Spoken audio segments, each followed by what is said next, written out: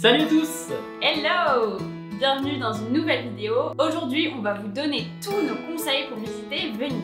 Vous avez sûrement vu notre vlog sur Venise, ça vous a donné envie d'y aller. Et bien grâce à cette vidéo, vous aurez tous les meilleurs conseils pour y aller. Donc voilà, nous on est partis à Venise le temps d'un week-end. Donc c'était assez rapide, mais honnêtement ça suffit. Et on commence justement par nos conseils pour savoir quand et comment y aller.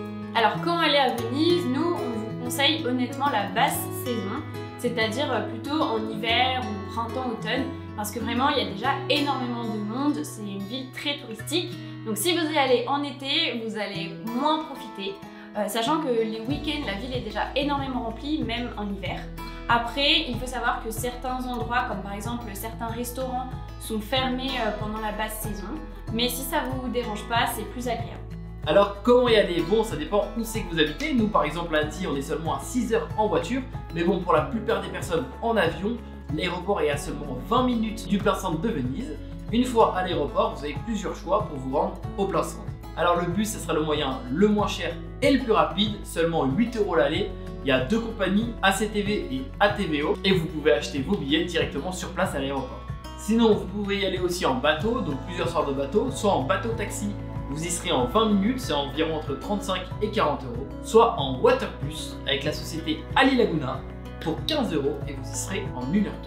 Une fois sur place, sur l'île de Venise, vous allez pouvoir vous déplacer majoritairement à pied dans les petites ruelles ou bien en bateau en prenant les Vaporetti. Donc c'est 7,50 € un aller, ou sinon vous pouvez prendre un pass en fait si vous y restez plusieurs jours. À ce moment-là, c'est sur le site internet de la compagnie ACTV. Alors maintenant, où dormir? Le mieux c'est d'être sur l'île principale. Si vous voulez vous déplacer en bateau, soyez proche du Grand Canal, et si vous faites tout à pied, peu importe, mais dans le centre. En ce qui nous concerne, on a dormi à l'hôtel Carlton sur le Grand Canal. Honnêtement, on vous le recommande, c'était super, personnel au top, il y a un petit bar. Et en fait, on a choisi cet hôtel parce que c'est un hôtel vraiment dans le style vénitien pour la décoration. Et il est hyper pratique, déjà parce qu'il est le long du Grand Canal et aussi parce qu'il est proche des terminaux de bus et de la gare. Bon alors maintenant, le plus important en Italie, où manger. Donc à Venise, comme on vous a dit, c'est très touristique, donc il faut faire très attention, on ne va pas tomber dans un resto trop touristique. C'est pour ça qu'on vous met nos meilleures recommandations dans la description, donc allez checker ça si vous voulez trouver des bons petits restos à Venise. Un truc qu'on vous conseille quand même d'essayer, c'est l'apéritivo le soir. Donc en fait c'est un principe italien, c'est les tapas vénétiens. Vous pouvez par exemple aller à Officina Ormesini, on vous le conseille, allez-y les yeux fermés. Bon maintenant la deuxième chose la plus importante que visiter, pour commencer le pont du Rialto, allez-y au coucher de soleil, vraiment c'est incroyable. On ne peut pas ne pas mentionner l'incontournable, la basilique et la place Saint-Marc. Attention quand même à la queue si vous voulez rentrer pour visiter la basilique.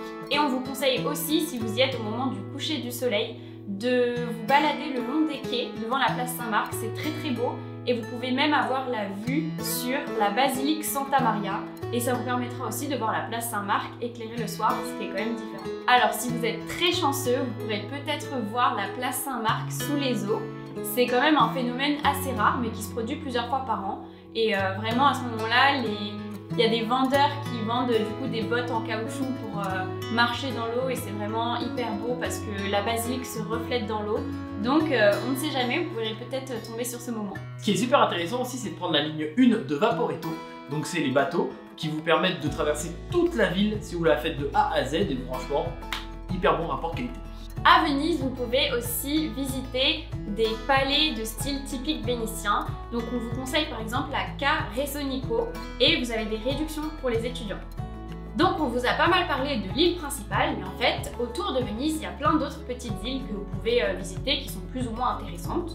Donc par exemple, il y a l'île de Murano, qui est une île très reconnue pour l'industrie du verre. Donc il y a des verreries, vous avez peut-être entendu parler des verreries de Murano. On vous conseille d'y aller faire un tour, c'est assez intéressant. Et maintenant la deuxième île qu'on vous conseille, c'est l'île de Burano, et c'est juste un de nos endroits préférés. Les maisons étaient toutes colorées, vraiment c'était trop beau, on vous le conseille grandement. Et pour la petite anecdote, en fait cette île, elle a plein de maisons colorées parce que c'était une île de pêcheurs, et quand il y avait de la brume, les pêcheurs, pour retrouver leur maison, en fait ils avaient besoin de voir des couleurs vives. Et pour pas se tromper de maison, toutes les maisons ont une couleur différente. Et aujourd'hui, franchement, ça donne des hyper belles photos. Et voilà une vidéo courte pour visiter Venise. En même temps, c'est le voyage parfait à faire sur un week-end. Comme ça, c'est petit, mais en même temps vous avez le temps d'à peu près tout voir.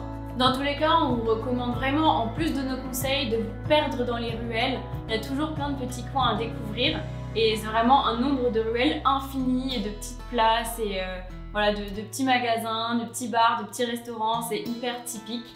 On espère que quand même nos conseils vous auront servi et vous auront plu. N'hésitez pas à nous donner vos retours en commentaire si vous avez d'autres endroits à conseiller aussi pour les futures personnes qui iront à Venise ou pour si on y retourne une fois. En tout cas, si vous avez aimé la vidéo et qu'elle vous a aidé, n'hésitez pas à vous abonner. Bien sûr, activez la cloche pour ne louper aucune des prochaines vidéos et voir tous nos prochains tips et nos prochains vlogs de voyage.